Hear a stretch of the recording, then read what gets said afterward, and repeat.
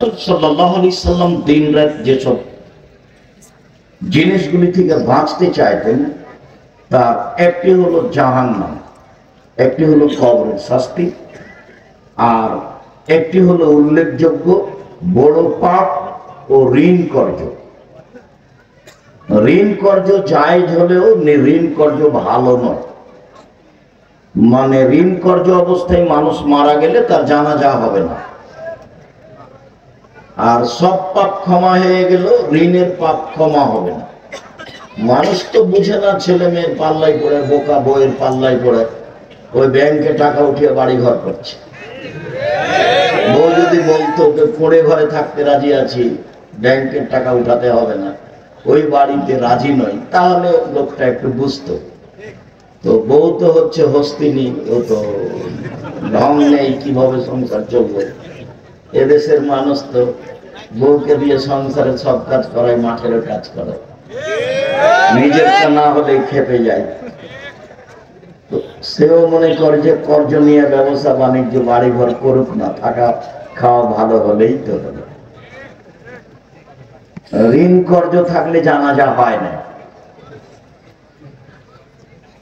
তো মহান আল্লাহ বলেন, তোমরা তোমাদেরকে জাহান্নাম থেকে বাঁচাও আর পরিবারকে বাঁচাও। তাহলে পথঘাট এমন আছে যা দিয়ে নিজেকে বাঁচানো যায়, পরিবারকে বাঁচানো যায়। আজকের জন্য নিজেকে বাঁচানোর ব্যাপারে অল্প একটু কথা। উকবা ইবনে আমের রাদিয়াল্লাহু তাআলা আনহু বলেন, আমি একদা আল্লাহর নবীকে বললাম, মান নাজাত, জাহান্নাম থেকে বাঁচার পথ কি? এটাই জিজ্ঞাসা। এই ছেলে, অপ্রয়োজনীয় কথা কি বলছো, চুপ থাকো। কেউ কষ্ট দেখ, কিছু বললো, ধৈর্যের পরিচয় দাও। ধৈর্য যেন ঘোড়ার ডিম না হয়। মানে ধৈর্য একটা জিনিস, সেটা কেউ কিছু বললো আমি তার উত্তর দিব না, তার নাম ধৈর্য। আমি আব্দুর রাজ্জাক বিন ইউসুফ, আমাকে কেউ যদি একবারে ফেসবুকে ইউটিউবে ধুয়ে ছেড়ে দেয়, আমি তার নামটাও নিব না, আমি তার নামই নিই না। আমার জীবনে আমি কোনোদিন মাযহাব নিয়ে কথা বলিনি, মাযহাবের পাতা ছিঁড়ে দিয়েছি। আর আমি কোনোদিন কারোর বিরুদ্ধে কথা বলিনি, সে যাই বলুক। আমি তার বিরুদ্ধে কথা বলা প্রয়োজন মনে করি না। আর যারা বলছে তাদেরকে আমি আলেমও বলি না। আলেমের এটা গুণ নয় যে ফেসবুক আর আপনার ওই ইউটিউব হবে হাইকোর্ট আর জজ কোর্ট, বিচার ওটাই হয়ে গেল। জালেমের বিচার দুইবার হবে, জালেমের বিচার দুইবার হবে, একবার ইহকালে হবে, একবার পরকালে হবে। আল্লাহর নবী বলছেন, ইন্নাল্লাহা ইউমলি লিয-যালিম, জালেমকে আল্লাহ সুযোগ দেন জুলুম করার। ওয়া ইযা আখরাজাহু লাম ইউফলিতহু, আর যখন ধরেন তখন আর ছাড়েন না। মাত্র 45 মিনিট দেশ ছেড়ে দিতে হবে। কতদিন জুলুম করবে সে কথা আল্লাহ নবী বললেন না। হাদিস বুখারী মুসলিম। আল্লাহ নবী বললেন, জালেমকে আল্লাহ জুলুম করার সুযোগ দেন। কতদিন জুলুম করবে এ কথা বললেন না। তার জুলুম অত্যাচারে হাজারো লাখো মানুষ জেলে, হাজতে, বাইরে, রাস্তা ঘাটে হারিয়ে যাবে, মারা যাবে, তবু সে জুলুম করবেই। কতদিন? যতদিন উপরে ফয়সালা আছে। নইলে ১৫০০ বছর জুলুম করার সুযোগ ফেরাউন পায়? তা কেমনে পায়? লৌহ শলাকাধারী ফেরাউন, যে তার বিরুদ্ধে গেছে তাকে চিৎ করে শয়ে হাতে পায়ে কাঁটা মেরে দিয়েছে, দিয়ে সাপ বিচ্ছু গায়ে তুলে দিয়েছে। তো আপনাদেরও চোখ ঢেকে বন্ধ করে আয়না ঘরে রাখাও খুব একটা যে কম তার চেতা নয়, এটা বছর বছর কম নয়। তো জালেমের বিচার দুইবার হবে। ফেরাউন তো বোকা ছিল না। পানি দুই দিকে দাঁড়িয়ে আছে, যেখানে পানির গভীরতা 1 কিলোমিটার, সেখানে পানির পাহাড়ের উঁচুতা 1 কিলোমিটার। যেখানে পানির গভীরতা 10 কিলোমিটার, সেখানে পানির পাহাড়ের উঁচুতা কত? 10 কিলোমিটার। পানি তো দুই দিকে দাঁড়িয়ে আছে। তো এই রাস্তা দিয়ে মুসা আলাইহিস সালাম চলে গেলেন।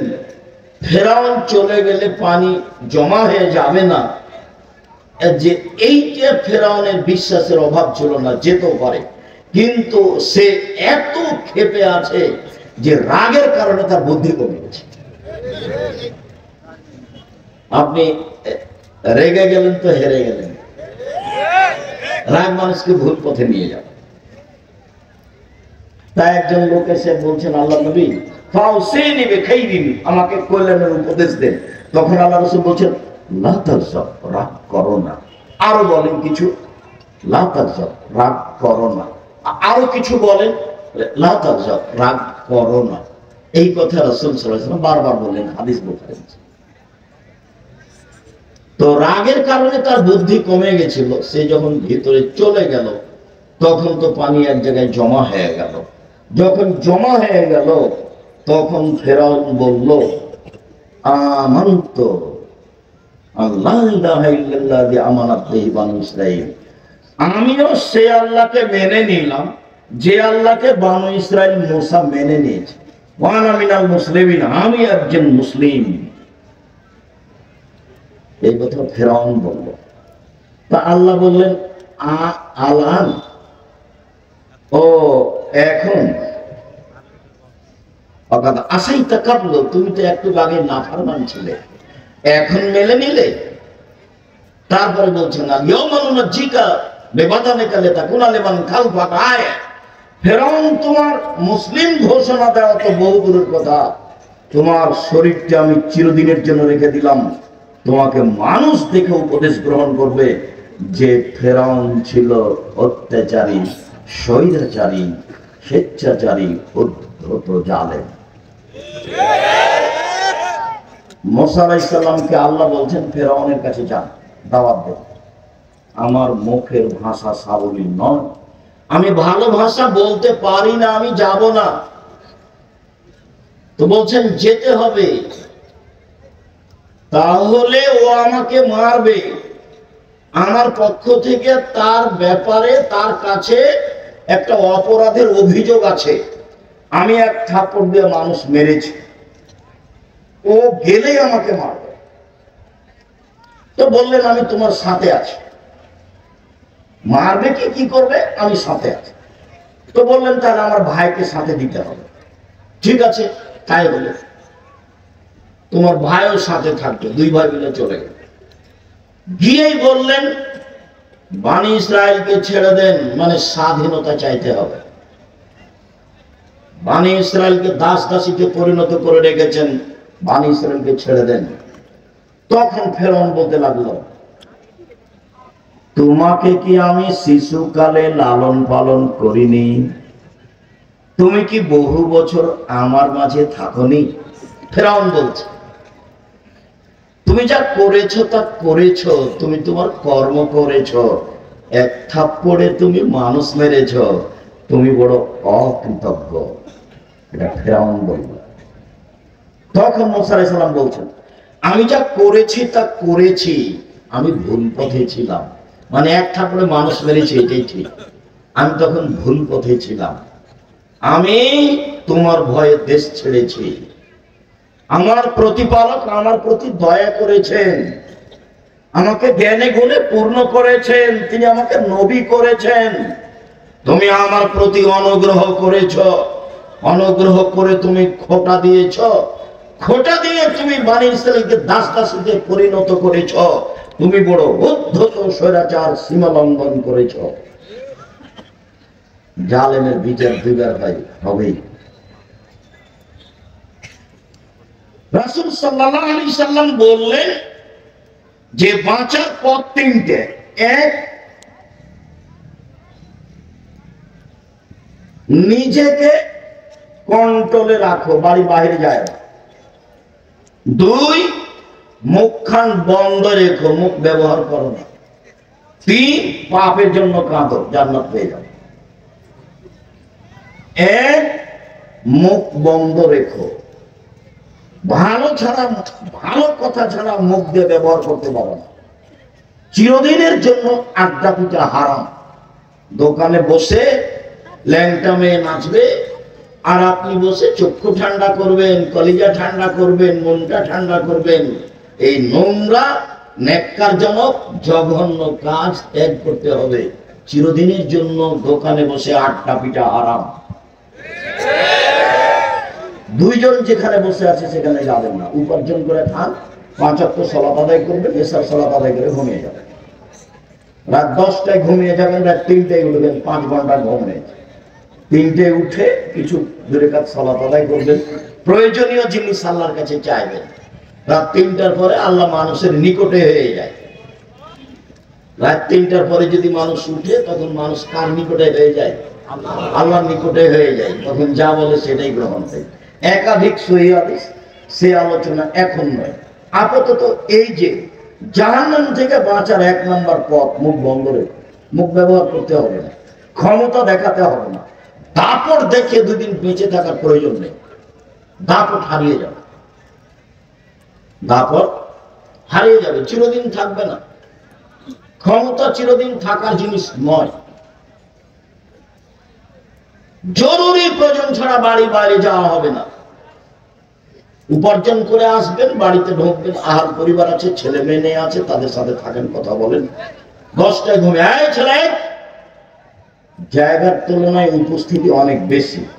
আমি আপনাদেরকে আন্তরিকভাবে অনুরোধ জানাচ্ছি, আমাকে দেখতে পান আর না পান, দয়া করে মুখখান বন্ধ রাখেন কিছু সময়। আপনাকে আমি জোরালো ভাবে আন্তরিকভাবে অনুরোধ জানাচ্ছি, আমি আপনার জন্য এসেছি। আপনার আমি কিছু না কিছু উপকার করবই করব ইনশাআল্লাহ। আপনি দয়া করে কোন সুবিধা নিতে চান না, এখন এরা আপনাকে সুবিধা দিতে পারবে না। কাজে আপনি মুখখান বন্ধ রাখলে আরো 5 জন কিছু শুনবে, আপনিও কিছু শুনবেন। আর এখন যদি আপনি আপনার প্রয়োজন মিটান বা দোকান পাশে বসে কথা বলেন, তাহলে আপনার এই চরিত্রকে আমি ঘৃণা করি। আমি আব্দুর রাজ্জাক বিন ইউসুফ, চাঁপাইনবাবগঞ্জের মানুষ, মানে আমি আপনার কাছের মানুষ। আমি আপনার কাছে সবচেয়ে ভালোবাসা পাওয়ার হক রাখি। আমি আপনার কাছে সবচেয়ে বেশি দিন প্রচার করার অধিকার রাখি। এবং আপনি দিন ধর্মের ব্যাপারে আমার সাথেই পরামর্শ করবেন, এটা আমার আন্তরিক দাবি। আমি তাতে বলেছি, জাতির যদি রাস্তাঘাট করে দিতে না পারি, জাতির যদি স্কুল কলেজ করে দিতে না পারি, জাতিকে চূড়ান্ত সঠিক ধর্ম দিতে পারবো ইনশাআল্লাহ।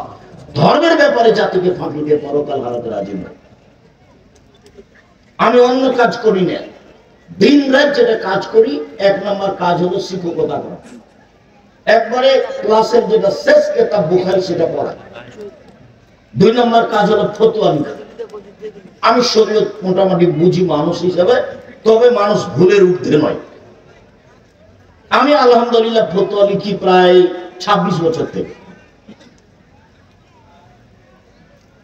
আর দিন ধর্ম প্রচার করি, তখন অপ্রয়োজনীয় কোনো কথা বলি না, কোনোদিন কেসা কাহিনী বলি না। একবারে 90 সাল থেকে এখন পর্যন্ত সব চ্যালেঞ্জ দেওয়া আছে। কোনো জায়গায় যদি দেখা যায় যে আমি মাযহাবের ব্যাপারে কথা বলেছি বা সরকারি কথা বলেছি, তাহলে আমি জাতির সামনে কথা বলবো না। এক, মুখ বন্ধ রাখতে হবে, মুনাফিকি করে কোনো লাভ নেই। দিন রাত হ্যাঁ করে হেসে এরার বিরুদ্ধে বলে এখানে সেখানে গিয়ে তাহাজ্জুদ পড়ে জান্নাত কিনে যাবে। আর এসব 1 শ্রেণীর অশিক্ষিতা মেয়ে, আর বাপে বলেছে আমার মেয়ে master degree pass. Master degree pass যে তুমি, তো তোমার মাথায় কাপড় নেই। তুমি কে বললো তোমাকে মাস্টার ডিগ্রি পাস? তুমি কি করে শিক্ষিত হবে? তোমাকে দেখে মানুষ পাপ করে, তোমাকে দেখলেই পাপ হয়। তুমি কিভাবে শিক্ষিতা হবে? শিক্ষিতা মানে শিক্ষা কি মানুষের ক্ষতি করে? শিক্ষা মানুষের ক্ষতি করে না শিক্ষা মানুষের উপকার করে? তো তোমার দিয়ে তো ক্ষতি হয়। আর তোমাকে আমি কি দিয়ে বলবো? তোমার কথাটা আমি পরে বলতে চাচ্ছিলাম, দুঃখিত, আগেই চলে আসছে। যে আল্লাহ নবী বলছেন নবীগণের বৈশিষ্ট্য শিষ্টাচার 10টা। এটা বৈশিষ্ট্য নবীগণের, সব নবী এই শিষ্টাচার পালন করেছে, আদম থেকে নিয়ে মুহাম্মদ সাল্লাল্লাহু আলাইহি ওয়াসাল্লাম পর্যন্ত সব নবী। শিষ্টাচার এক, এফাউল্লাহ, দাড়ি বড় করতে হবে, ছোট করা চেঁচে ফেলার কোনো সুযোগ নেই। দাড়ি চেঁচে ফেললে নারী সাদৃশ্য হয়, দাড়ি চেঁচে ফেললে মানুষ নারী মহিলার মতো হয়ে যায়, দাড়ি চেঁচে ফেললে পুরুষত্বা কমে যায়, দাড়ি চেঁচে ফেললে চোখের পাওয়ার কমে যায়। তো নবীগণের বৈশিষ্ট্য এক, দাড়ি ছেড়ে দেওয়া তার নিজের গতিতে। দুই, কাসুসারি, মোচ কেটে ফেলা, মোচ চেঁচে ফেলতে হবে না, কেটে ফেলতে হবে। মোচ কিছু থাকবে, এটা পুরুষের পরিচয়। তিন, কাসুলাস্তার, নখ কেটে ফেলা। তো তুমি একটা মাস্টার ডিগ্রি পাস মেয়ে, ম্যাট্রিক পাস করেছে, তোমার নখ বড় আছে, তুমি বলো দেখি কিভাবে তুমি শিক্ষিতা? কে তোমাকে বললো শিক্ষিতা? আমি আব্দুল রাজ্জাক ইউসুফ বলিনি। তোমার বাপ যদি বলে থাকে, তোমার বাপও অশিক্ষিত মানুষ। তোমার মা যদি বলে থাকে, তোমার মাও অশিক্ষিত মানুষ। আর তোমার মা যদি কোনোদিন তোমাকে নখ কাটতে না বলে থাকে, নিশ্চিত তোমার এটা মা নয়, এটা তোমার স্বপ্ন, নিশ্চিত এটা তোমার খালা। স্বপ্ন ছাড়া তোমার কল্যাণ চাইলো না কেন? তোমার কল্যাণ চাইলো না কেন? মা তো এরকম হয় না। মার ব্যাপারে একটু পরে কথা আসছে, মা কাকে বলে, যেহেতু আদর্শ পরিবার আলোচনা। তো নখ বড় কেন? কেন নখ বড়? নবীগণের বৈশিষ্ট্য নখ কেটে ফেলতে হবে। রাস্তাঘাটে দেখেছি সেই জন্য রাখতে হবে, বিমান বালার আছে সেই জন্য রাখতে হবে। হিন্দুদের নীতি হলো কপালে টিপ দেওয়া, হিন্দুদের নীতি হলো কপালে টিপ দেওয়া। তোমার কপালে টিপ কেন? ইহুদি খ্রিস্টানদের পতিতালয়ের মেয়েদের বৈশিষ্ট্য হচ্ছে নখে নেইল পালিশ দেওয়া। ইহুদি খ্রিস্টানদের পতিতালয়ের মেয়েদের বৈশিষ্ট্য হলো নখে নেইল পালিশ দেওয়া। ইহুদি খ্রিস্টানদের পতিতালয়ের মেয়েদের বৈশিষ্ট্য হলো নখে নেইল পালিশ দেওয়া। তো তোমার নখ বড়ই বা কেন? তোমার নখে নেইল পালিশ কেন? কে জবাব দিবে? আমি যদি তোমার বাপ মাকে অশিক্ষিত প্রমাণ করতে না পারি, আমি আব্দুল রাজ্জাক বিন ইউসুফ নিজের জেলায় বক্তব্য দেওয়া ত্যাগ করলাম, জিন্দেগিতে বক্তব্য দেবো না।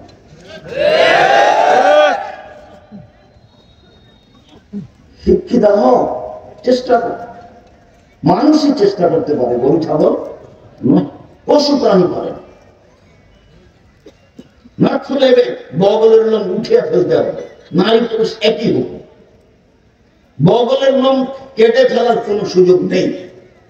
যেভাবে সম্ভব, যেভাবে সহজ করে উঠে ফেলতে হবে। হালাকুল আনাক, নিচের লোম পরিষ্কার করতে হবে, ঊর্ধ্বে টান 40 দিন। যেভাবে সহজ, যেভাবে সম্ভব। পুরুষ নারী একই হুকুম। সব এগুলো নবীগণের বৈশিষ্ট্য। পেশাব পায়খানার পরে পানি দিয়ে পবিত্রতা অর্জন করতে হবে। পানি না থাকলে ঢের টিস্যু পেপার, পানি আছে তখনও কেউ যদি ঢের টিস্যু পেপার নেই, তাহলে সে রাসূলকে অপমান করবে।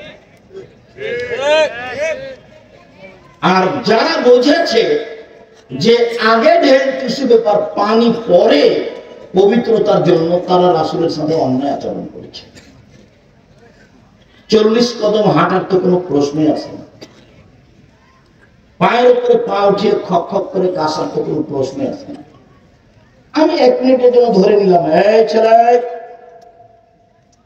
প্রস্তুত থাকো, কথা যেন কোনোটা মিস না হয়। শোনো, পবিত্রতা তো ভালো কাজ।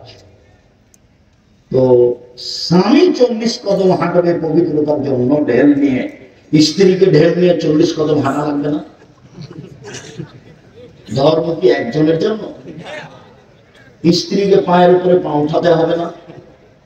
স্ত্রীকে পবিত্রতার জন্য খপ খপ করে কাশতে হবে না?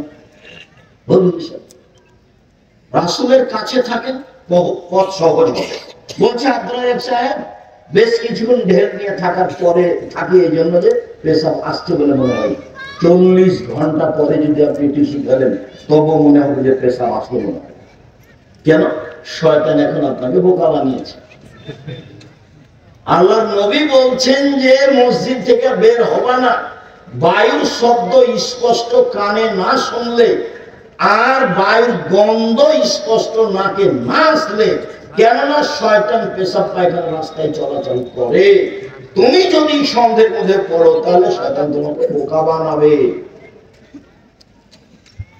আপনি এখন বলেন যে পেশাব এসে যদি কাপড় ভিজে যায় তবু আর উজু করবো না, এই সব সব সব কাপড় ভিজে যায় কাপড়, নইলে আপনি টিকতে পারবেন না। পাপের জন্য কাঁদুন, কথা এখানে সংক্ষিপ্ত করছি, একটা কথা থাকলো, পাপের জন্য কাঁদুন। রাসূল সাল্লাল্লাহু আলাইহি সাল্লাম বলেন, লা ইয়ালিজার রাজুলুন নারা বাকা মিন খাশিয়াতিল্লাহ হাত্তা ইয়ালিজাল লাবানু ফি দারই। গাভীর মাঠ ওলান থেকে চাপ দিয়ে দুধ বের করে ভিতরে ঢোকানো যায় না যেমন, আল্লাহর ভয়ে কাঁদে যে সে জাহান্নামে যাবে না তেমন। এই ছেলে দেখো তো, এই যে বাচ্চাগুলি কথা বলছে, তোমরা যারা আমাদের এখানে সহযোগিতা করতে এসেছো ওই বাচ্চাগুলোকে একটু তোমরা কন্ট্রোল করো না।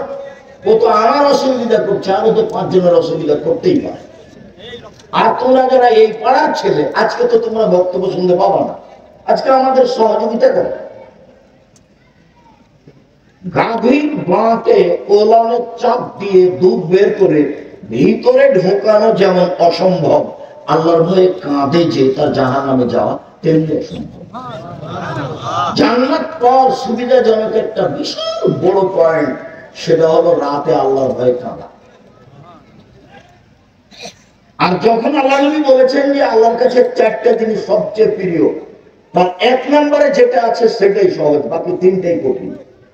1 নম্বরে আছে যে আল্লাহর ভয়ে 1 ফোঁটা চোখের পানি। এটা আল্লাহর কাছে যত প্রিয়, হজ তত প্রিয় না, রামাজানে সিয়াম তত প্রিয় নয়, তাসবিহ তাহলিল জিকির আজকার তত প্রিয় নয়। 1 ফোঁটা চোখের পানি আল্লাহর কাছে যত প্রিয়। নিজেকে জাহান্নাম থেকে বাঁচাও, আল্লাহর ঘোষণা। আপাতত আজকের মতো জাহান্নাম থেকে বাঁচার 3টে পথ বলে গেলাম, 1 হাদিস থেকে, মনে থাকবে না মনে হয়। 1, মুখ বন্ধ রাখতে হবে। 2, জরুরি প্রয়োজন ছাড়া বাইরে যাওয়া যাবে না। তাই বলা হয়েছে দোকানে বসে আড্ডা পিটা হবে না। দোকানে তো ল্যাংটা মেন আছে, সেটা কেন এখানে, সেটা কেন? আল্লাহ নবী মুহাম্মদ সাল্লাল্লাহু আলাইহি ওয়াসাল্লাম বলেছেন, লা ইয়াকুলুন্না ফি হাযিল উম্মাহ খাসফুন ওয়া মাসফুন ওয়া কাসফুন। আমার উম্মতের উপরে 3টে বিপদ নেমে আসবে। 1, ভূমিকম্প হবে। 2, আকার আকৃতি পরিবর্তন হবে। সন্ধ্যায় থাকবে মানুষ, সকালে হবে শোক বানর, এত হুবাহু হয়ে যাবে। আমার উম্মতের উপরে 3টে বিপদ নেমে আসবে 3টে পাপের কারণে। 1, ভূমিকম্প হবে। 2, আকার আকৃতি পরিবর্তন হবে। সন্ধ্যায় ছিল মানুষ, সকালে হবে শোর বা বানর। 3, সমস্যা নেমে আসবে। মসজিদে মারা, মাদ্রাসায় মারা, রাস্তাঘাটে কেউ কাউকে মানে না, জিনিসের দাম বেড়ে যায়, কোনো জিনিস কন্ট্রোলে নেই, সমস্যা নেমে আসবে। পাপ 3টে। 1,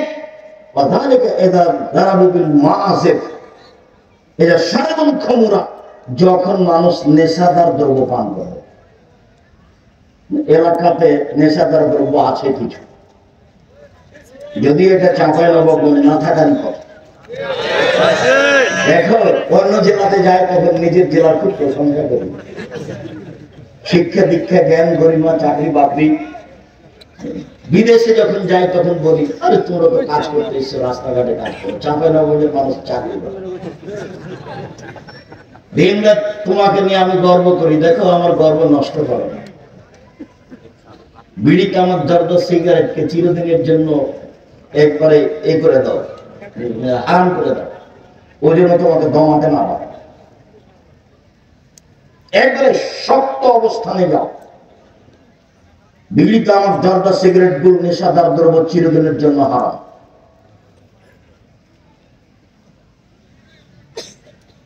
রাসূল সাল্লাল্লাহু আলাইহি ওয়াসাল্লাম বললেন, আমার উম্মতের উপরে তিনটা বিপদ নেমে আসবে তিনটা পাপের কারণে। এক, আমার উম্মত যখন নেশাদার দ্রব্য পান করবে তখন তিনটা বিপদ নেমে আসবে। দুই, জাহারাতুল কায়নাত, মেয়েরা যখন নাচবে, সব মোবাইলে মেয়ে নাচে, সব দোকানে মেয়ে নাচে, প্রায় সব বাড়িতেই মেয়ে নাচে, বড় বিশাল টিভি আছে, ইন্ডিয়ার মেয়ে নাচছে, যার ঠান্ডা হয়ে যাচ্ছে, কলিজা সহাত হয়ে যাচ্ছে, চক্ষু ঠান্ডা হয়ে যাচ্ছে, ধর্ম পাগল হয়ে গেছে। রাসূল সাল্লাল্লাহু আলাইহি সাল্লাম বলেন, তিন শ্রেণীর মানুষ জান্নাতে যাবে, যাবেই যাবে। তার এক শ্রেণীর মানুষ হচ্ছে অপর নারীকে দেখে যে চক্ষু নিচু করে। এবার তোমার বড় মোবাইলের কি হবে? আমার কাছে একটা বাটন ছোট মোবাইল আছে, রিং হলে আমি শুধু অন করতে পারি। তুমি আমাকে বলেছো যে আব্দুল রাহিক সাহেব আমার নামটা একটু সেভ করে রাখতেন, কিন্তু আমি সেভ করতে পারি না, আমি শুধু অন করতে পারি। ও দিয়ে জামিয়া সালাফিয়া চলে, মানুষের সাথে ও দিয়ে ওইটা দিয়ে কথা বলি। এই দেশের সর্ববৃহৎ প্রতিষ্ঠান, শিক্ষা গুণে, শিক্ষক গুণে, শিক্ষক সংখ্যায়, ছাত্র সংখ্যায়, প্রতিষ্ঠানের আয়তনে এদেশের সর্ববৃহৎ প্রতিষ্ঠান জামিয়া সালাফিয়া। জামিয়া সালাফিয়াতে ইন্ডিয়ান, সৌদি আরব, বাংলাদেশের প্রায় 300 জন শিক্ষক শিক্ষিকা পাঠদান করে থাকে। এখন চলমান 4 জন আছেন মদিনা বিশ্ববিদ্যালয়ের, 4 জনের টিচার, তারা ওখান থেকে এসে শিক্ষা দিচ্ছে।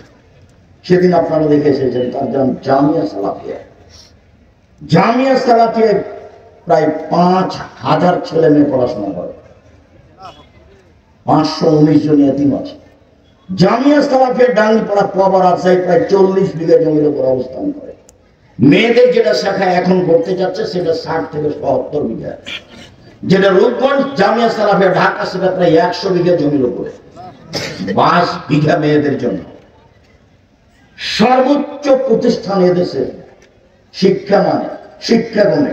শিরক মুক্ত প্রতিষ্ঠান জামিয়া সালাফিয়া, বিদআত মুক্ত প্রতিষ্ঠান জামিয়া সালাফিয়া, দল মুক্ত প্রতিষ্ঠান জামিয়া সালাফিয়া, সংগঠন মুক্ত প্রতিষ্ঠান জামিয়া সালাফিয়া, হিংসা মুক্ত প্রতিষ্ঠান জামিয়া সালাফিয়া, দেশের সর্ববৃহৎ প্রতিষ্ঠান জামিয়া সালাফিয়া। জামিয়া সালাফিয়া চাঁপাইনবাবগঞ্জের প্রতিষ্ঠান। চাঁপাইনবাবগঞ্জের লোক এটা করছে, চাঁপাইনবাবগঞ্জের লোকের জন্য এটা গৌরব। অতএব আমি আপনার ছেলের সার্বিক কল্যাণ কামনা করি, এ কথাই ঠিক। সম্মানিত দিনী ভাই বোন, রাসূল সাল্লাল্লাহু আলাইহি সাল্লাম বললেন, মেয়েরা যখন নাচবে তখন তিনটা বিপদ নেমে আসবে। 2, 3, অজারাবুল মাসিফ, যখন বাদ্যযন্ত্র প্রকাশ পাবে তখন তিনটা বিপদ নেমে আসবে। সব বাড়িতেই বাজনা বাজে, সব দোকানেই বাজনা বাজে, সবার কানেই বাজনা চলে, ল্যাংটা মেয়ে নাচে সবার কানে। আল্লাহ নবী বললেন, যখন মানুষ উজু করে মুখমণ্ডল ধোয়, তো মুখমণ্ডলে যা পাপ হয়েছে সব পাপ পানির সাথে, পানির শেষ ফোঁটার সাথে ঝরে যায়। মুখমণ্ডলে কি পাপ হয়? আল্লাহ নবী বলছেন, আয়নালে তাজনের জেনা হওয়ার নজর, 2 চোখের জেনা হচ্ছে চোখ দিয়ে দেখা। ওয়ালাইনানে জেনা হল ইস্তেমা, 2 কানের জেনা হচ্ছে কান দিয়ে শোনা। অল মুখ অল ফাম জেনা হল নতক, মুখের জেনা হচ্ছে কথা বলা। এইগুলো সব মুখমণ্ডলে আছে। এগুলো বড় বড় জেনার মাধ্যম, কান জেনার মাধ্যম, চক্ষু জেনার মাধ্যম, মুখ জেনার মাধ্যম। বুঝুনি তুমি? না বুঝে তুমি মেয়েটার সাথে দিন রাত গল্প করো, প্রেমের জেনা, তুমি মনে করো কেউ দেখে না। ভুল হিসাব তোমার। তুমি মারিয়ামের মতো ভুলে যাও। মারিয়াম বলেছিল, কুনতু নাসিয়া মানসিয়া, আমি জাতির কাছে এমন হতে চাই, আমি মারিয়াম, এটা কেউ জানবে না যে আমি মারিয়াম। কেন? আমি যদি বাচ্চা নিয়ে গ্রামে যাই তাহলে জনগণ বলবে, ছি ছি ছি ছি ছি, তুমি জেনা করে বাচ্চা নিয়ে এসেছো, তুমি বাইতুল মুকাদ্দাসে মসজিদে থাকো, মসজিদ ঝাড়ু দাও, তুমি এমন কাজ করো, আমি কি দিয়ে বুঝাবো গ্রামবাসীকে? বাচ্চা নিয়ে গ্রামে ঢুকলেন, তখন গ্রামের লোকেরা বলল, ছি ছি ছি ছি ছি ছি ছি, তোমার মা ভালো, তুমি এত খারাপ, ছি তোমার বাপ ভালো, তুমি এত খারাপ। তো আমি মারিয়াম নাসিয়া মানসিয়া হয়ে যেতে চাই, কেউ যেন না জানে আমাকে। ওই মেয়েটার নাম্বার তুমি চিরদিনের জন্য ভুলে যাও। মেয়েটা যে কে এটা তুমি ভবিষ্যতেও মনে রাখবা না, কোনদিন মনে রাখবা না, নইলে ও তোমাকে ধ্বংস করবে, তোমার বাপকে ধ্বংস করবে, তোমার বংশকে ধ্বংস করবে, তোমার জাতিকে করবে। তুমি সেখান থেকে ফিরে আসো, 1 মিনিট তোমাকে এখানে বাস্তব দেখায়। জুলাইখায় দরজা বন্ধ করেছিল সব, জুলাইখা সব দরজা বন্ধ করে বলেছিল ইউসুফকে, হাই তালাক, এইসব তুমি আমার সাথে জেনায় লিপ্ত হও। তখন এইসব বলেছিলেন, মাআযাল্লাহ, আমি আল্লাহর কাছে আশ্রয় চাচ্ছি। বলো কি তুমি? আরে তোমার স্বামী আমার মালিক, আমাকে ভালো থাকতে দিয়েছেন, আমাকে ভালো খেতে দিয়েছেন, আমি এই অন্যায় কেমনে করি? তোমার স্বামী আমার মালিক জুলাইখা, তোমার স্বামী আমার মালিক, আমাকে ভালো থাকতে দিয়েছেন, ভালো খেতে দিয়েছেন, আমি অন্যায় কেমনে করতে পারি? মাআযাল্লাহ, আমি আল্লাহর কাছে আশ্রয় চাচ্ছি। এই বলে তিনি দিলেন দৌড়। তখন দরজা খুলে বের হয়েছেন, এটা বোঝা যায় না। তিনি যখন শেষ দরজা বের হয়েছেন, পিছনে আছে জুলাইখা, সামনে পড়ে গেল জুলাইখার স্বামী, এক জায়গায় 3 জন। জুলাইখার স্বামী, জুলাইখা, ইউসুফ আলাইহিস সালাম। সামনে পড়তেই জুলাইখা বলল, দেখেন কথা উল্টে দিচ্ছে। জুলাইখা বলল, এই দেখেন, আপনি যাকে বাড়িতে রেখেছেন সে আপনার স্ত্রীর সাথে জেনা করতে চায়। এত খারাপ মানুষ আপনি বাড়িতে রাখেন, এর কি শাস্তি হতে পারে? আরে আপনি কি শাস্তি উল্লেখ করবেন? আমি জুলাইখা বলছি, একে যথাযথ পিটন দিতে হবে, নইলে জেলখানায় বন্দি করতে হবে। 12 বছর জেল হলো। 12 বছর পরে সরকারের পক্ষ থেকে ইউসুফকে ডেকে পাঠানো হলো। এইসব বললেন, জি না, আমি জেল থেকে বের হব না যতক্ষণ পর্যন্ত জুলাইখা জাতির সামনে ঘোষণা না দিবে আমি জুলাইখা অন্যায় করেছি, ইউসুফ করেনি। এই ঘোষণার পূর্ব পর্যন্ত আমি ইউসুফ জেল থেকে বের হব না। আমাদের নবী মুহাম্মদ সাল্লাল্লাহু আলাইহি ওয়াসাল্লাম বললেন, আমার চেয়ে ইউসুফের অনেক ধৈর্য বেশি, আমার চেয়ে ইউসুফের অনেক ধৈর্য বেশি। আরে আমি মুহাম্মদ সাল্লাল্লাহু আলাইহি ওয়াসাল্লাম যদি 12 বছর জেলে থাকতাম আর সরকারি ভাবে যদি আমাকে ডেকে পাঠানো হতো, তাহলে আমি তাড়াহুড়া করে বের হতাম, চলো চলো চলো চলো। আমাদের নবী মুহাম্মদ সাল্লাল্লাহু আলাইহি ওয়াসাল্লাম বলছেন যে আমার চেয়ে ধৈর্যশীল কে? ইউসুফ আলাইহিস সালাম। ইউসুফ আলাইহিস সালাম বলছেন, জি না, হবে না, আগে জুলাইখাকে জাতির সামনে ঘোষণা দিতে হবে। জুলাইখা ঠিকই 12 বছর পরে জাতির সামনে ঘোষণা দিল, আমি অন্যায় করেছি, ইউসুফ অন্যায় করেনি। এই যে দেখছেন না, নারী হলো 3 জানের বড়ি, নারী হলো 3 জানের বড়ি। গোপন কথা বলা হবে না, সাথে সাথে তার ফাঁদে পড়া হবে না, তার ফাঁদে পড়লে সব কিছু হারিয়ে যাবে। শুনুন, রাসূল সাল্লাল্লাহু আলাইহি সাল্লাম বলেন, 3টা পাপের কারণে আমার উম্মতের উপরে গজব নেমে আসবে। 1, যখন তারা নেশাদার দ্রব্য পান করবে। 2, মেয়েরা যখন নাচবে। 3, যখন বাদ্যযন্ত্র প্রকাশ পাবে। সব দোকানে বাজনা বাজে, সব মোবাইলে বাজনা বাজে। তোমার মোবাইলে যেন আর কখনো কোনো মেয়ে না নাচে, চিরদিনের জন্য তুমি বন্ধ করো। চক্ষু ঠান্ডা করে জান্নাতের মেয়ে ভোগ করার হিসাব করো না। জান্নাতের মেয়ে ভোগ করা অত সহজ নয়, ওরা অত সাধারণ ভাবে নেই। আল্লাহ তাআলা বলছেন, ওরাকে আমি এমন ভাবে রেখেছি জিন কোনোদিন তাদের স্পর্শ করেনি, মানুষ তাদের স্পর্শ করেনি। ওরাকে ঝিনুকের মধ্যে লুকানো আছে, যখন তাদেরকে বের করা হবে তখন মনে হবে যে এরা ঝিনুকের মধ্যে লুকানো মুক্তা। তাদের কোনোদিন পেশাব হবে না, তাদের কোনোদিন পায়খানা হবে না, তাদের কোনোদিন হাইজ হবে না, তাদের রূপ চেহারা ভিন্ন ধরনের হবে।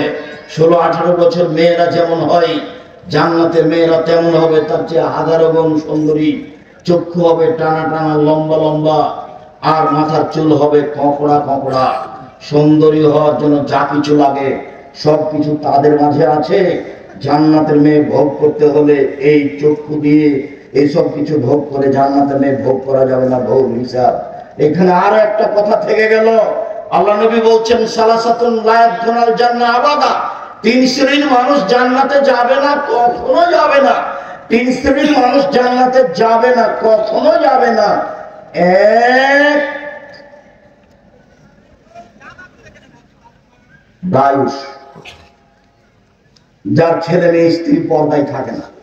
গ্রামের সবাই নাকি চাচা, গ্রামের সবাই নাকি বড় ভাই, সবাই নাকি ছোট ভাই, ধর্ম এভাবে আছে।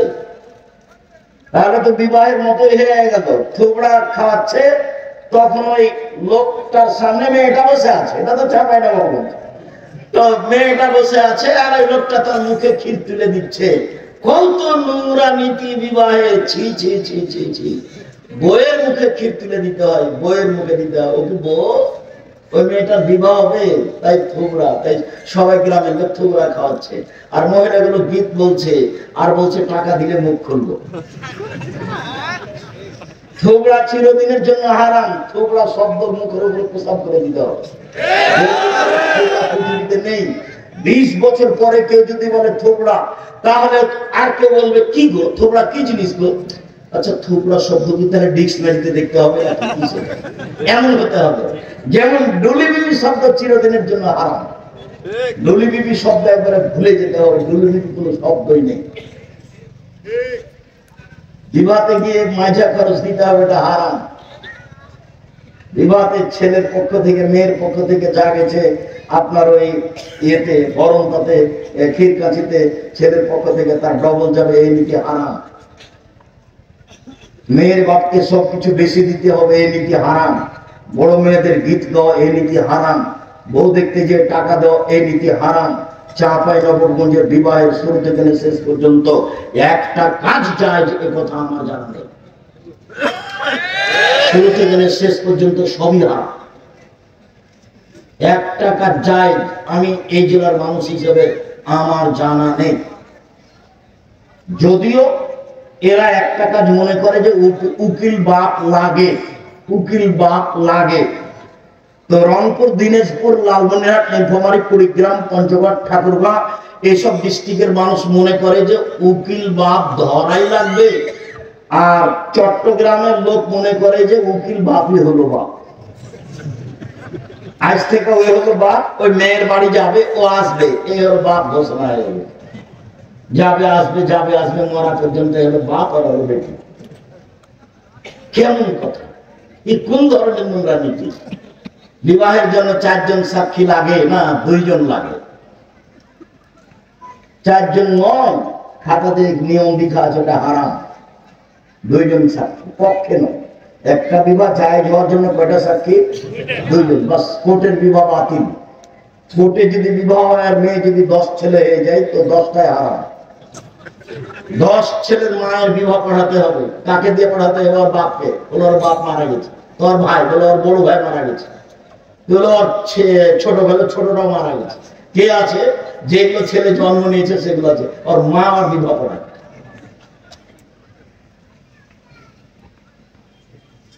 বিবাহ পড়াতেই হবে। কোর্টের বিবাহ বাতিল, কোর্টের বিবাহ বাতিল, কোর্টের বিবাহ বাতিল।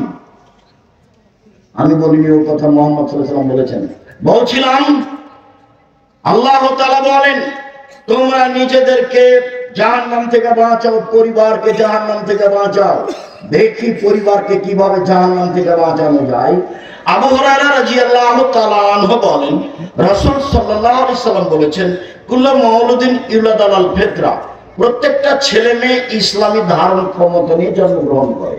প্রত্যেকটা ছেলে দাড়ি ছেড়ে দিতে পারবে, এই ক্ষমতা আছে। প্রত্যেকটা মানুষ মোচ কাটতে পারবে, এই ক্ষমতা আছে। প্রত্যেকটা মেয়ে মাথায় কাপড় দিতে পারবে, এই ক্ষমতা আছে। আল্লাহ নবী বলছেন, সবাই ইসলামী নিয়ম নীতি ধারণ ক্ষমতা নিয়ে জন্মগ্রহণ করে। পাবো ইউহাবেদানিহি, তার বাপ মা তাকে ইহুদি করে দেয়। ইমাজ্জেশনিহি, তার বাপ মা তাকে আগুন পূজক করে দেয়। বিনাসরানিহি, তার বাপ মা তাকে খ্রিস্টান করে দেয়। বাপ মা ছেলে মেয়েকে যেভাবে গড়ে তুলে সেইভাবে গড়ে উঠে চাঁপাইনবাবগঞ্জের ভাষাতে সঙ্গ দোষে লোহা ভাসে। এটাই হলো বুখারী মুসলিমের হাদিসের তরজমা, সঙ্গ দোষে লোহা ভাসে। এবার তুমি বলো, মেয়েটা ক্লাস 10-এ পড়ে, তার মাথায় কাপড় নেই, এই কাজটা কে করেছে? ওর মা। আমি বলছি ওটা মা নয়, ওটা সৎ মা। ওর মা বলবে মাথায় কাপড় নিতে পারে না, কোথায় যাচ্ছে?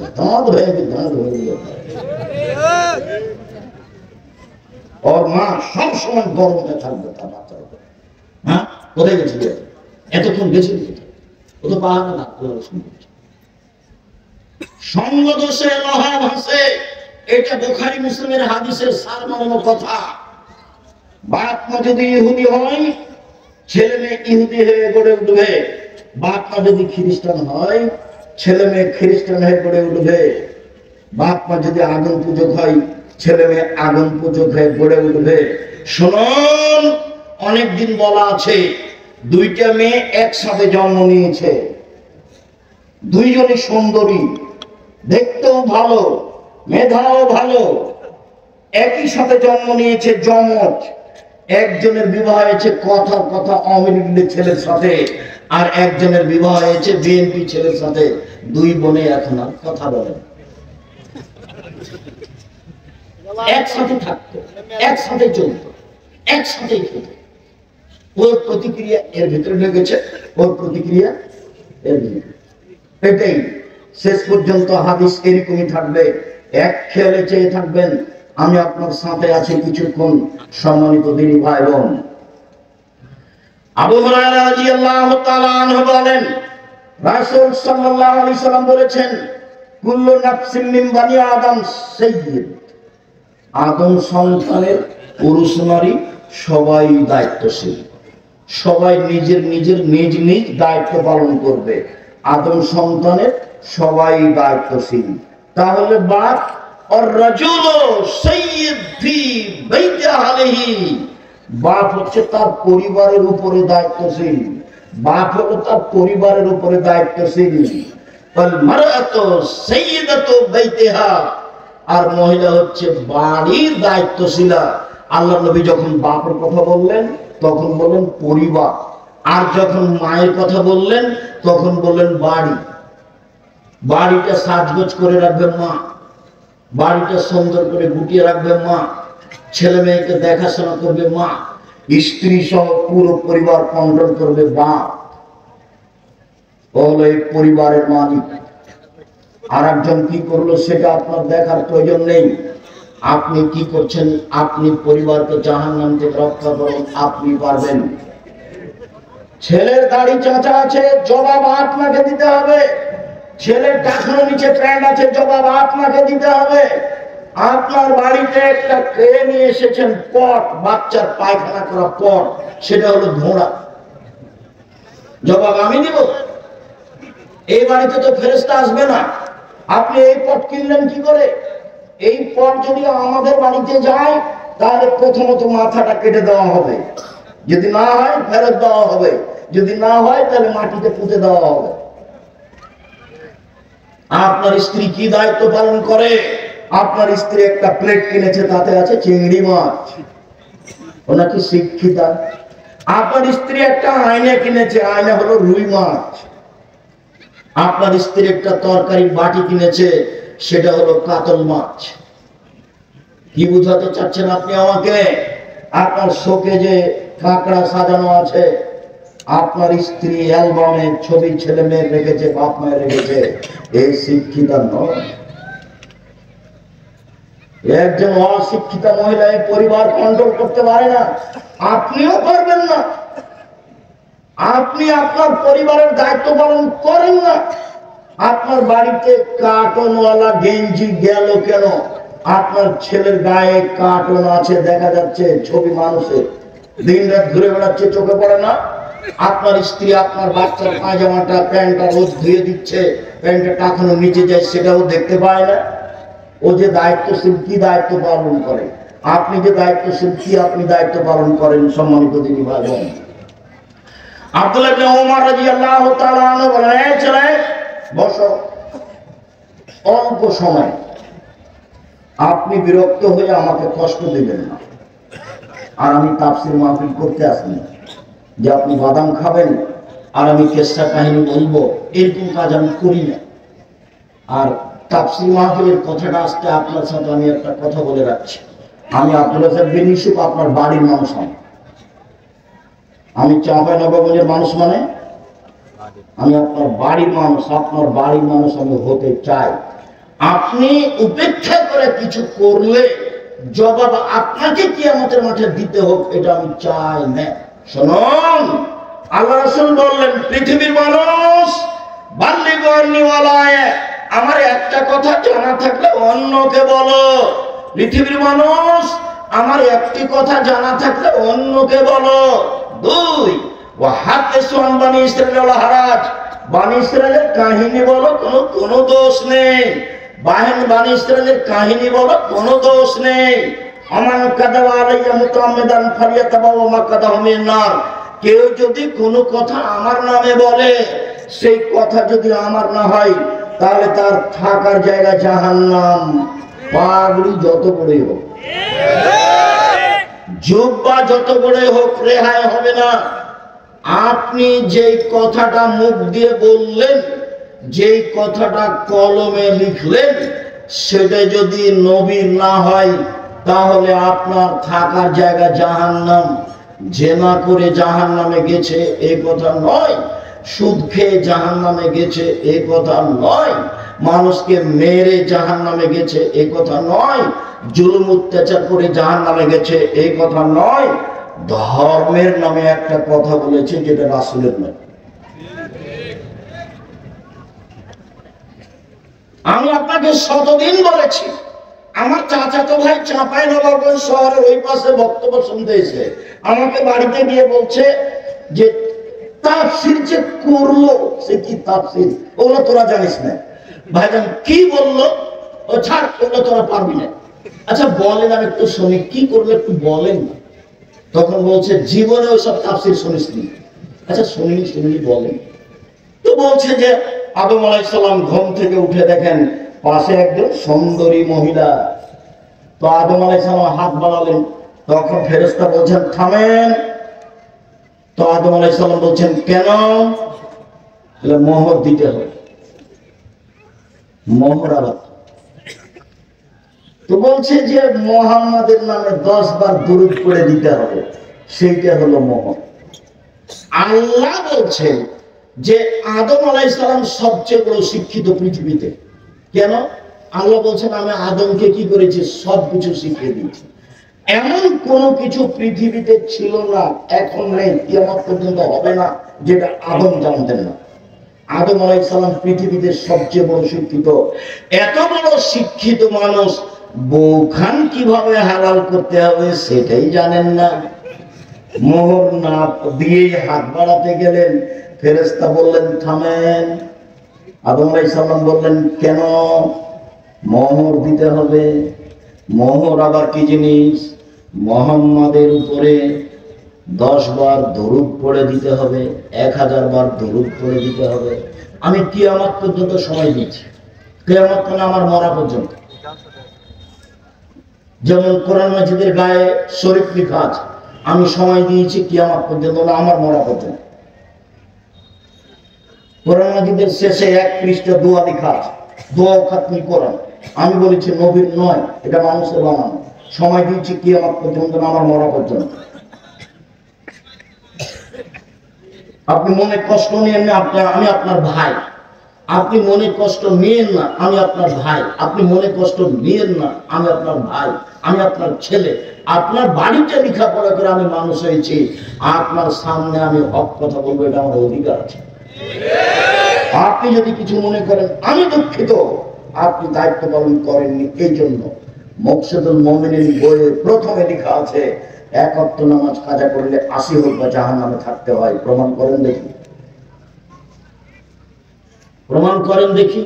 বইয়ের এক জায়গাতে হেডলাইনে লেখা আছে অবিবাহিত ছেলে মেয়ের পড়া নিষেধ। অবিবাহিত ছেলে মেয়ের পড়া নিষেধ, যে দেখে সেই পড়ে, যে দেখে সেই পড়ে, যে দেখে সেই পড়ে। আমি নিজে পড়ে দেখলাম আমি নিজেও পড়ে দেখলাম, দেখি কি আছে, আমি তো বিবাহিত মানুষ, আমি তো আর মায়ের মধ্যে নেই, আমি পড়ে দেখলাম এখন লেখা আছে ভরা পেটে স্ত্রী মিলন হলে ছেলে ভ্যাংচা হয়, সফরের পূর্বে স্ত্রী মিলন হলে ছেলে কানা হয়, চন্দ্র সূর্য গ্রহণে স্ত্রী মিলন হলে ছেলে টেরা হয়। এসব কথা লেখা আছে। আল্লাহর কসম, আমি আব্দুর রাজ্জাক বিন ইউসুফ আপনার কাছের মানুষ, আল্লাহর কসম এগুলো সত্য কথা নয়, বরং কোরআনের বিরোধী। আল্লাহ বলছেন নিসাউকুম হারসুন লাকুম ফাতু হাসাকুম ফিতুম, পৃথিবীর মানুষ তোমাদের স্ত্রী তোমাদের জমি, পৃথিবীর মানুষ তোমাদের স্ত্রী তোমাদের ক্ষেত, পৃথিবীর মানুষ তোমাদের স্ত্রী তোমাদের জমি, তোমরা তোমাদের জমিতে আসো তোমাদের ইচ্ছা মতো, সকালেই কি দুপুরেই কি ভরা পেটেই কি সফরের পূর্বেই কি চন্দ্রগ্রহণ লাগলেই কি আর না লাগলেই মৃত্যু হায়াত অবস্থায় স্ত্রী মিলনে যাওয়া না, বাস এটা আল্লাহ দেওয়া বিধান। পৃথিবীর মানুষ, আমার একটি কথা জানা থাকলে অন্যকে বলো, পৃথিবীর মানুষ বনি ইসরায়েলের কাহিনী বলো, কোনো দোষ নেই, মানে সত্য কাহিনী হতে হবে। 1 মিনিট, সত্য কাহিনী হতে হবে। 1 মিনিট, 1 মিনিট বলে কি বলতে চাচ্ছেন আপনারা? দেখছেন, হ্যাঁ, একটা সত্য কাহিনী দেখাই। ইস্তারা রাজুলুন মিন রাজুলিন আখার, একটা লোকের কাছে জমি কিনে নিয়েছিল হাজার হাজার বছর পূর্বে। জমি চাষ করতে গিয়ে স্বর্ণের পাতিল পেল। এখন জমি ক্রেতা স্বর্ণের পাতিলটা বিক্রেতার কাছে নিয়ে গিয়ে বলছে, খুব গা বাগান, আপনি স্বর্ণের পাতিল নেন, ইস্তারা তুমি কালা, আমি আপনার কাছে জমি কিনে নিয়েছি, স্বর্ণের পাতিল কিনে নিয়ে নেন। তখন বিক্রেতা বলছে, ভাই তোমার জমা ফিহা, জমিও বিক্রি করেছি, জমিতে যা ছিল সবই বিক্রি করেছি, পাতিল নেব না। হাদিস বুখারী মুসলিম, হাজার হাজার বছর আগের কাহিনী। এই হলো বনি ইসরায়েলের কাহিনী। পৃথিবীর আলে বলো না, তোমরা বনি ইসরায়েলের কাহিনী বলো।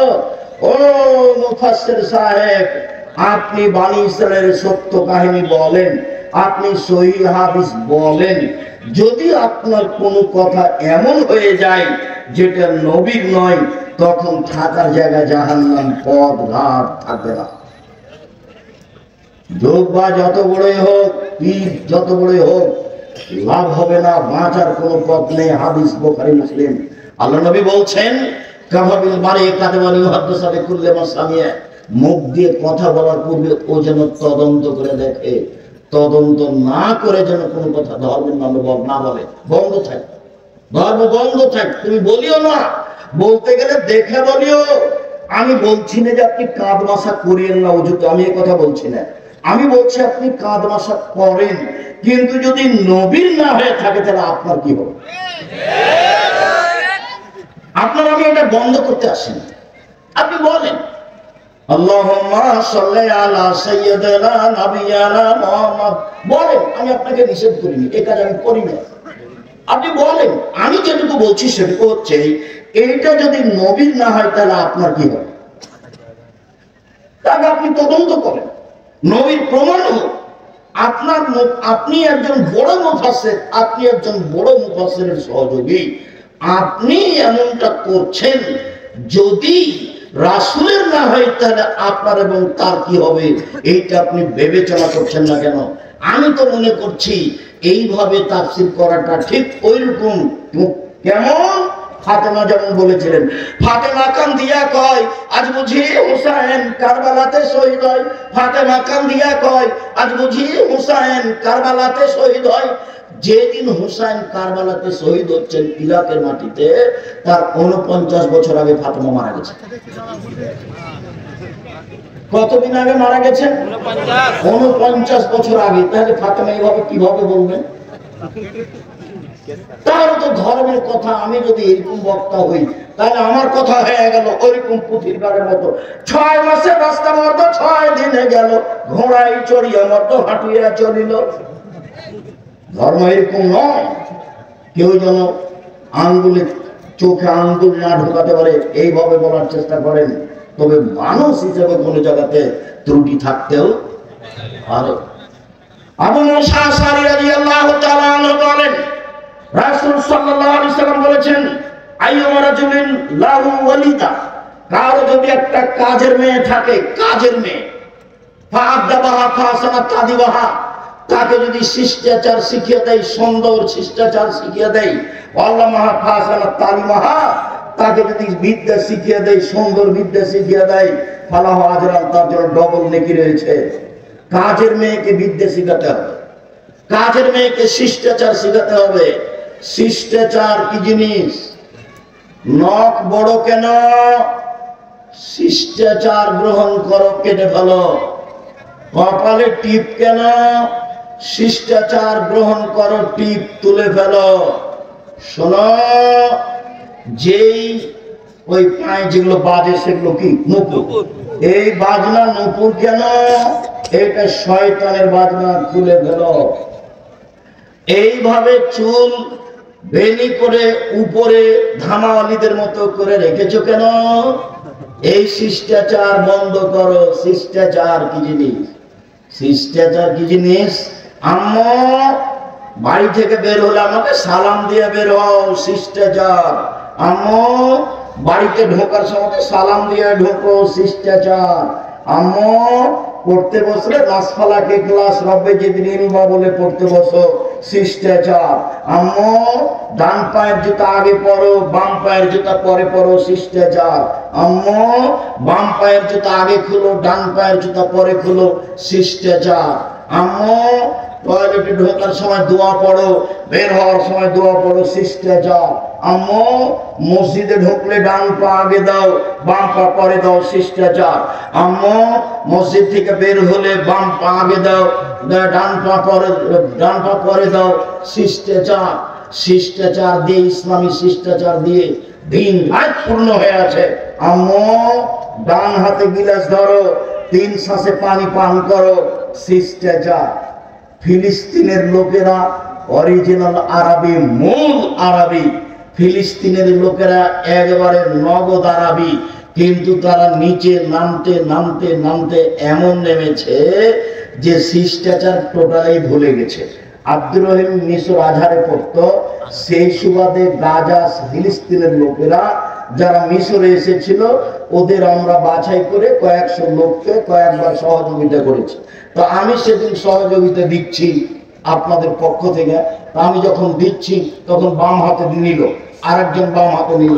আমি দেওয়া বন্ধ করে বক্তব্য দিলাম। আমি আরবিতে শুনলাম, ওরা তো আরবি আমার চেয়ে বেশি বুঝে।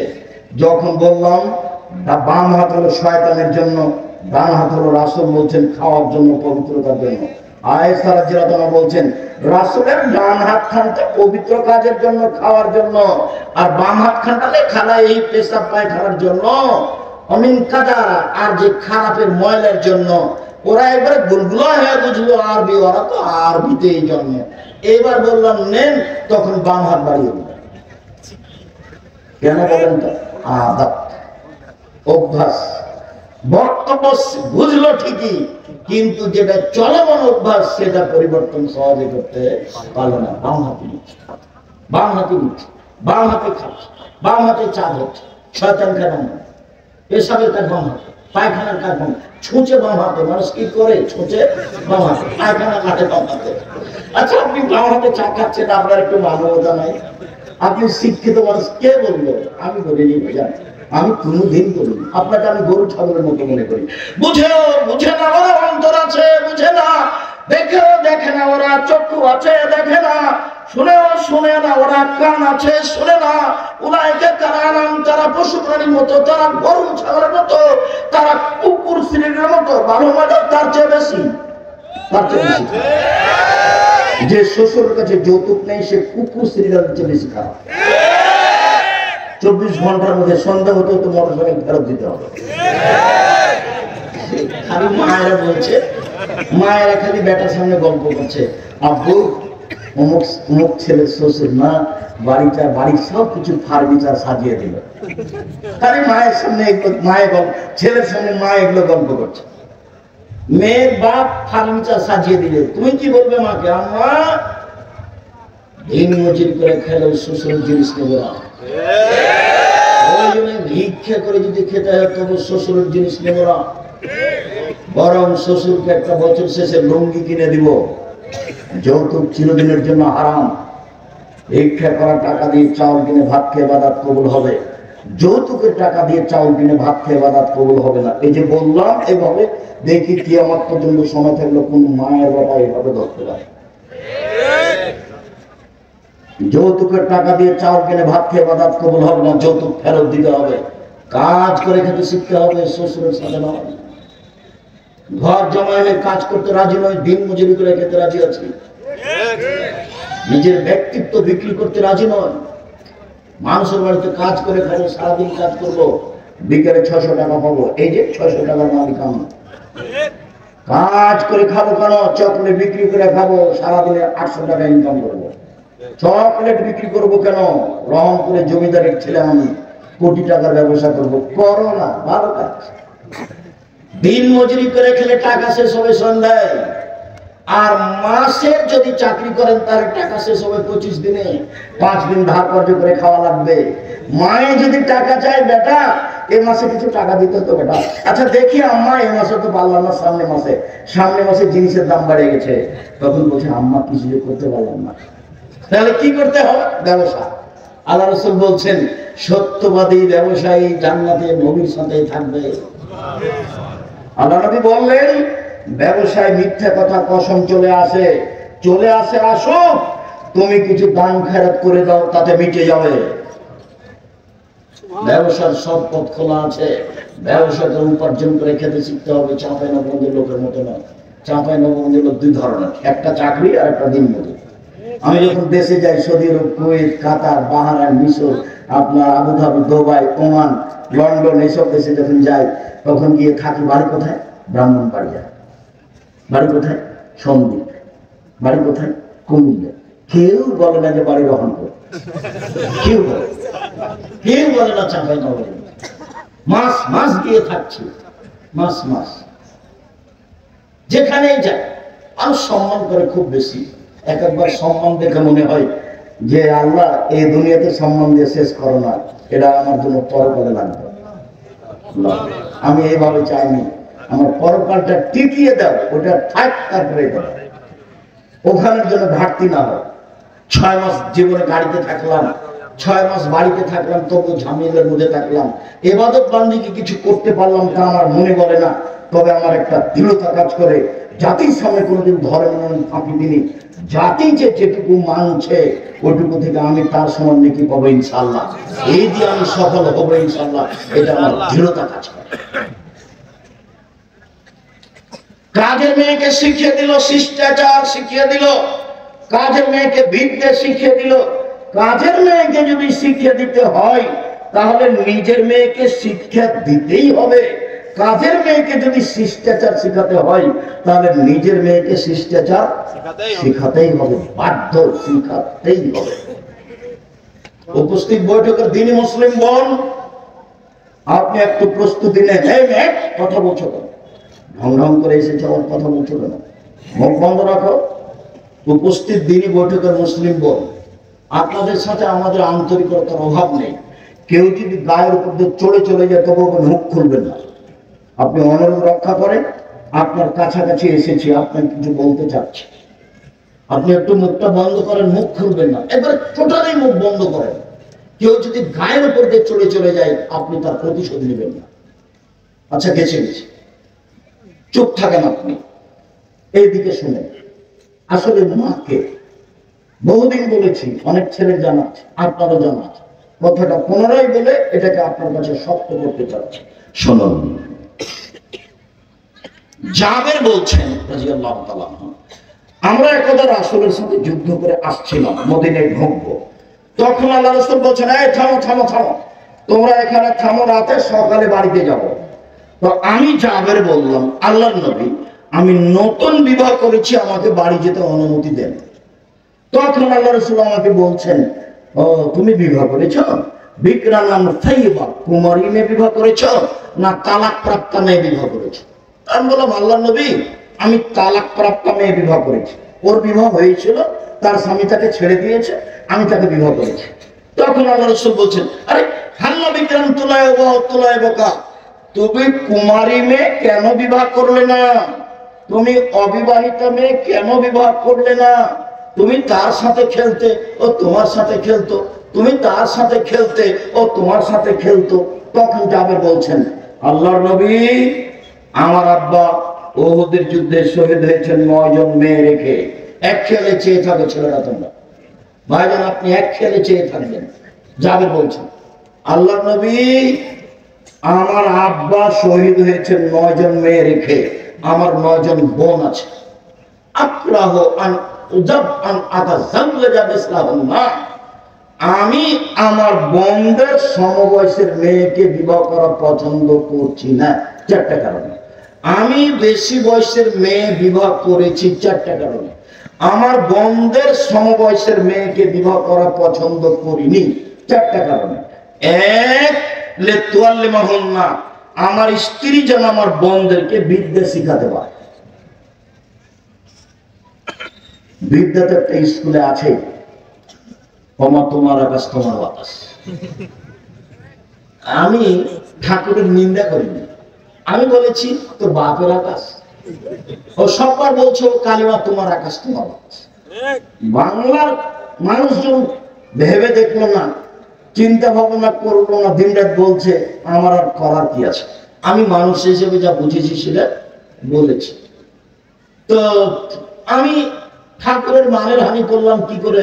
5,000 কোটি টাকার মামলা হলো। আমি যখন কাঠগড়ায় উঠলাম তখন জজ আমাকে বলছে, আপনি পিস টিভি করেন, পিস টিভিতে কথা বলেন আপনি? জি। আপনি পিস টিভির আলোচক? জি। আপনার মামলাটা আমি খারিজ করে দিলাম এই প্রথম দিন। আর 1,000 কোটি টাকার মামলা ছিল সিলেট সুনামগঞ্জে।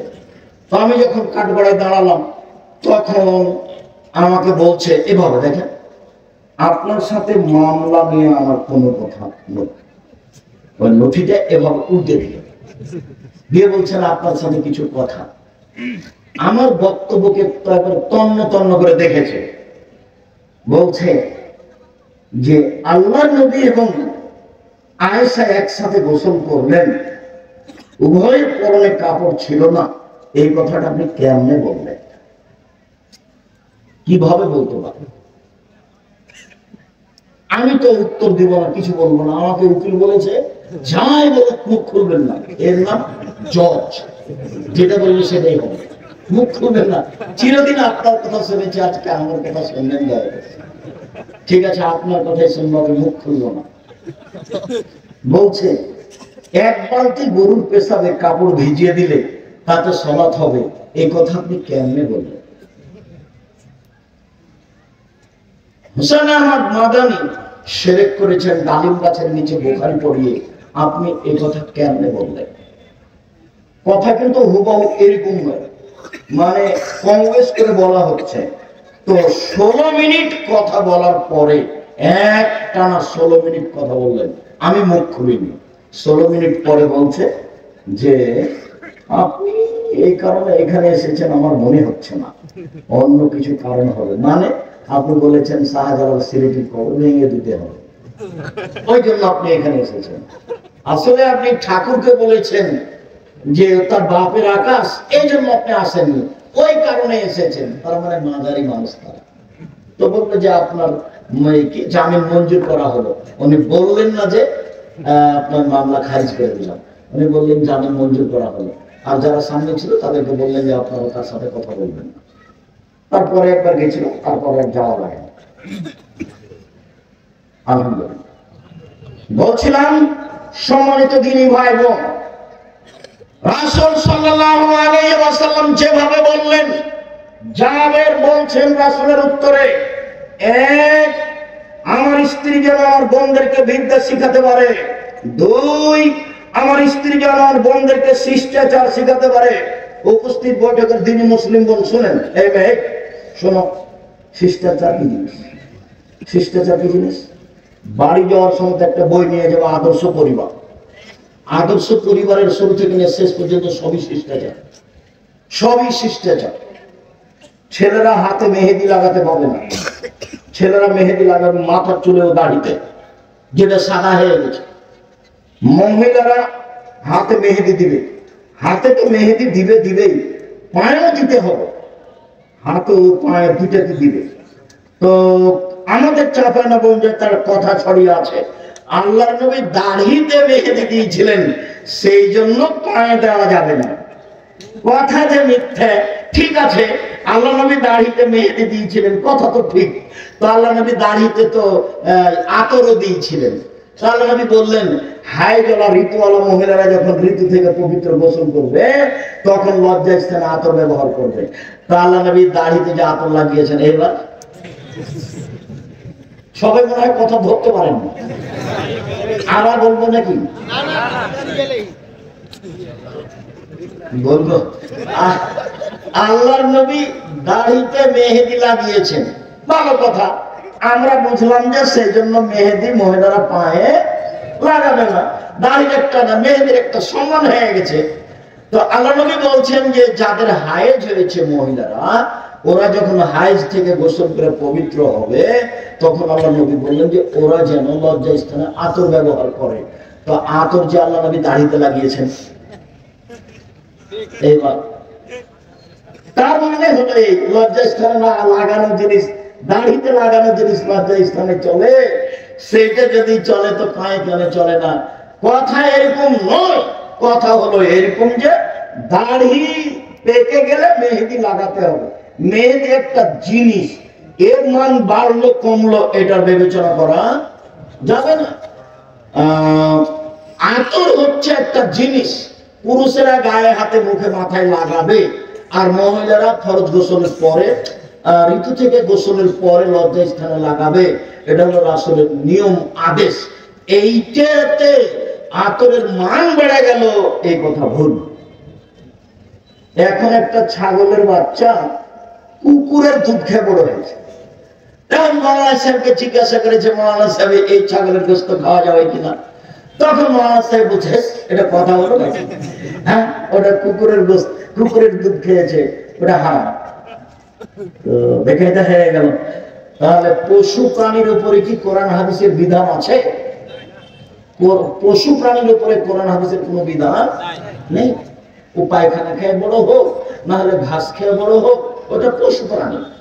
ওর জন্য প্রজনন পদ্ধতি, গবাদি পশু উন্নয়ন ষাঁড় দিয়ে করতে হবে, এটা ভালো। ষাঁড় দিয়ে যদি না করেন, তার উন্নয়নের জন্য যত পথ আছে সবই করেন, কেননা তার উপরে কোন কোরআন হাদিস প্রযোজ্য হবে না।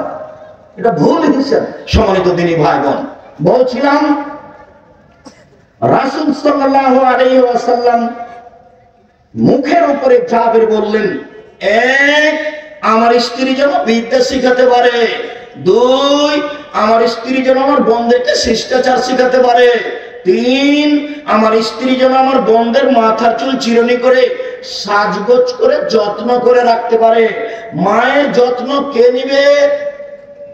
বাচ্চার যত্ন কে নিবে? মা। কাজের মেয়েকে দিয়ে বাচ্চার যত্ন দেওয়া ঠিক নয়। জায়েজ আর না জায়েজ বলিনি, তবে সবসময় বাচ্চার যত্ন কে নিবে? মা। তার মাথাটা চিরুনি করে দিবে মা, তার কাপড়টা পরিষ্কার করে দিবে মা, তাকে গোছগাছ করে রাখবেন মা, তাকে ঝকঝকে করে রাখবেন মা, তার গায়ে পাঞ্জাবিটা পরিষ্কার করে দিবেন মা, তাকে ডান হাত আগে ঢুকাতে বলবে জামাতে তার মা। সব শিষ্টাচার তার মা পালন করবে এবং বাচ্চাকে যত্ন করে রাখবে। যখন বাচ্চাকে দুধ খাওয়াবে তখন মায়ে বিসমিল্লাহ বলবে। মা যদি বিসমিল্লাহ ছাড়া বাচ্চাকে দুধ খাওয়ায়, তাহলে যতবার খাওয়াবে ততবার শয়তানের দুধ খাবে, খাবেই খাবে। আল্লাহর নবী বলেছেন দুধ খাবে শয়তান, অতএব খাবেই খাবে। মা যতবার বাচ্চাকে দুধ খাওয়াবে ততবার মা কি বলবে? বিসমিল্লাহ বলবে। মা যখন রাতে দরজাটা বন্ধ করবে তখন বিসমিল্লাহ বলবে। মা যখন বাপটা অফ করে দিবে তখন বিসমিল্লাহ বলবে। যখন মা জ্বালানোটা বন্ধ করবে তখন বিসমিল্লাহ বলবে। মা যখন তরকারির পাতিলে ঢাকবে তখন বিসমিল্লাহ বলবে। মা যখন আটার পাতিলে ঢাকবে তখন বিসমিল্লাহ বলবে। আল্লাহ নবী বলেন সবকিছু ঢেকে রাখো, খোলা রাখো না। রাতে কতগুলি বালা মুসিবত চলে, খোলা জিনিস খাবে তার রোগ ব্যাধি হয়ে যাবে। হাটে বাজারে এভাবে খোলা জিলাপি খাবেন না। একবারে সপ্তাহ সপ্তাহ খোলা পড়ে আছেন, আপনি কিনে নিয়ে চলে যাচ্ছেন। আল্লাহ নবী না করেছে। সূর্য ডোবার পরে বাচ্চাকে বাহিরে নিয়ে যাওয়া যাবে না, নইলে বাচ্চাকে জিনে ধরবে, শয়তান ধরবে। ছাদের উপরে নিয়ে যাবেন না, আগুনে নিয়ে যাবেন না, রাত যখন এসা কাছাকাছি হয়ে গেছে তখন নিয়ে যান। সব বুখারী মুসলিম এক টানা হাদিস এগুলো। আপনি ইউটিউবে দেখেন আব্দুর রাজ্জাক বিন ইউসুফ খাওয়া ও পান করার নিয়ম, খাওয়া ও পান করার নিয়ম আব্দুর রাজ্জাক বিন ইউসুফ বিস্তারিত দেওয়া আছে, আপনি দেখুন। সম্মানিত দিনী ভাই বোন, 4 অতাকুম আলাইহিন্না, আমার স্ত্রী যেন আমার বাচ্চাদেরকে পাহারা দিতে পারে। উপস্থিত বৈঠকের মুসলিম বোন, এই কথা বলছো না, কথা বলছো না, 4টা সিরিয়াল করো তো দেখি। তুমি মা, তুমি আদর্শ মা, তুমি বুদ্ধিমতী মা, তুমি মা, আপনি মা, আপনি বুদ্ধিমতী মা, আপনি হস্তিনী নন, আপনি ভালো মা। 1 বাচ্চাকে বিদ্যা শিখাতে হবে, 2 বাচ্চাকে শিষ্টাচার শিখাতে হবে, 3 বাচ্চাকে যত্ন করে রাখতে হবে, 4 বাচ্চাকে পাহারা দিতে হবে। এবার বলেন আপনি যে মেয়েটা মাথায় কাপড় না দিয়ে দেয়নি তার মা কি পাহারাদার? তার মা পাহারাদার না। আপনার নিজের জিম্মেদারি আর একজনের উপরে চাপিয়ে দিয়ে সফল হওয়া যাবে না। এইবার আপনার সাথে আর একটু থাকে উপস্থিত বৈঠকের মুসলিম বোন, এই ছেলে তোমার আমি কাছে আসছি, তুমি নিরাশা হও না। কি বলেন তো আপনারা, আমার কাছে কি? আল্লাহ নবী বলছেন মালালা জারিয়াতাইনে, কেউ যদি 2টা মেয়ের লালন পালন করে, 2টা হাত্তা তাবলুগা, বড় হওয়া পর্যন্ত, বিবাহ হওয়া পর্যন্ত, ফাহুয়া আলা ফিল জান্নাতে হাকাজা, তাহলে সেই বাপ আর আমি জান্নাতে এইভাবে থাকবো। 2টাকে জমা করে দিবেন, আঙ্গুল 2টা জমা করে দিবেন, 2টা মেয়ে। এবার বলছেন আনাও কাফিরুল ইয়াতীম, কেউ যদি এতিমের লালন পালন করে, সে আর আমি জান্নাতে এইভাবে থাকবো। ওয়াসারা বিসাবাব অবস্থা, তর্জমে মুদ্দামা ইশারা করলেন, অফার রাখাবেন অংশায়ান, একটু ফাঁকা রাখলেন। বুঝতে না পারলে আমি আবার বলছি, এতিম লালন